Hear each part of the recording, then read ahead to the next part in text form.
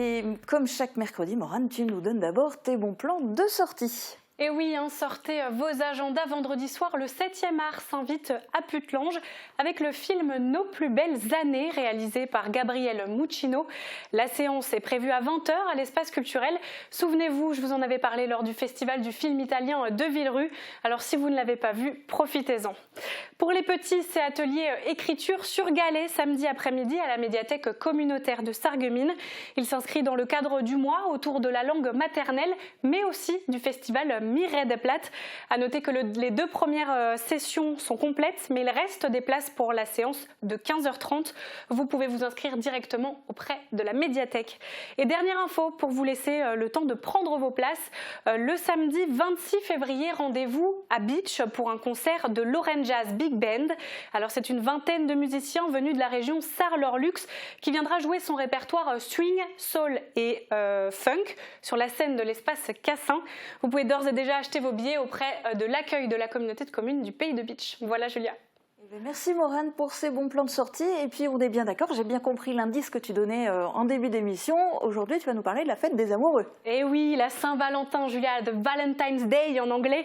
Chaque année, c'est pareil, le 14 février, la même rengaine, la fête des amoureux, tout ça, tout ça.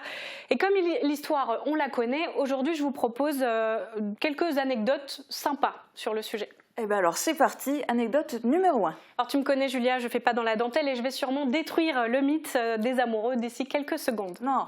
Si. Alors dans la Rome antique, la Saint-Valentin s'appelait la fête des Lupercales. Et drôle de notion de fête, puisque à cette occasion, on sacrifiait un chèvre ou une chèvre ou un bouc. Avec la peau, on fabriquait des fouets. Et puis des hommes nus ou quasiment nus s'en allaient gaiement fouetter les femmes du village. Sympa, ce serait une sorte de rituel amoureux pour purifier les femmes et leur garantir la fécondité. Ce festival se déroulait en février, car février se dit februare en latin, qui signifie purifier, c'est QFD. En fait, tu vas nous ruiner notre Saint-Valentin. Oui, c'est ça. Allez, je continue. Anecdote numéro 2. Vous allez y réfléchir à 2 fois avant d'offrir un ours en peluche à votre Valentin ou votre Valentine. Dans l'imaginaire collectif, quand on pense à l'amour, Julia, on pense à quoi ? Au cœur. Et oui, au cœur, absolument. Mais avant qu'on associe les cœurs rouges à l'amour, c'est l'ours, roi des animaux, qui était le symbole officiel des amoureux. Pourquoi ? En fait, l'ours serait l'animal qui se rapproche le plus de l'être humain par son comportement et ses sentiments. Trop mignon, vous pensez ? C'est aussi l'animal qui a le plus grand appétit sexuel. Il paraît qu'en Europe centrale, au carnaval, les hommes se déguisaient en ours pour séduire les femmes. Et ça marchait. L'Église a alors longtemps tenté de détruire ce mythe autour de cette bête féroce et pas très catholique.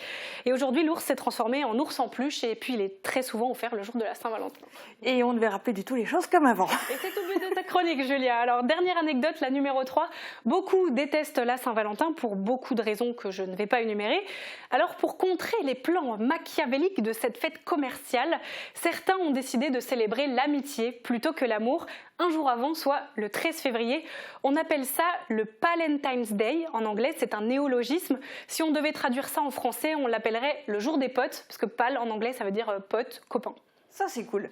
Et oui, très cool. Et donc, la veille de la Saint-Valentin, on en profite pour se réunir entre copains, pour se faire un resto, regarder un film, jouer à des jeux vidéo ou tout simplement aller boire un verre. Je rappelle que l'abus d'alcool est dangereux pour la santé.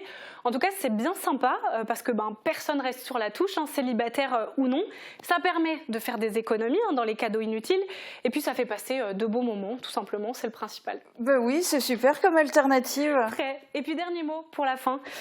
Seul, en couple ou à plusieurs, en fait, chacun est libre de faire ce qu'il veut. Pour beaucoup, la Saint-Valentin, ça fait plaisir. Pour d'autres, pas trop. Le principal, c'est que vous soyez heureux.